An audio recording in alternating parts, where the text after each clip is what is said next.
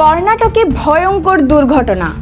রথযাত্রার সময় ভয়ঙ্কর হাওয়ার কারণে ভেঙে পড়ল 100 ফুট উচ্চতার রথ। মৃত 2 জন এবং আহত হয়েছে প্রায় 4 জন। কর্ণাটকের আনেকল এলাকায় মাদ্দুরামা মন্দিরের বাৎসরিক যাত্রা উৎসবে একটি 100 ফুট উচ্চ রথ ভেঙে পড়ে এবং এই মর্মান্তিক দুর্ঘটনা ঘটে। প্রত্যক্ষদর্শীদের মতে আকস্মিক প্রবল বাতাস ও ভারী বৃষ্টির কারণে রথটি ভারসাম্য হারিয়ে ফেলে এবং ভেঙে পড়ে।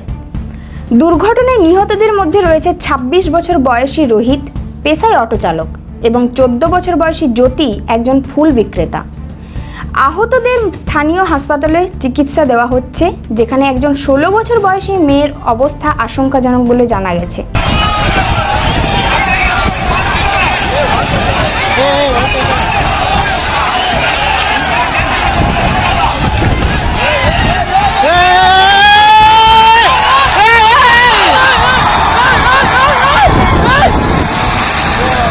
স্থানীয়রা জানিয়েছেন, উৎসবের উৎসাহের মধ্যে এই এমন দুর্ঘটনায় সবাই স্তম্ভিত।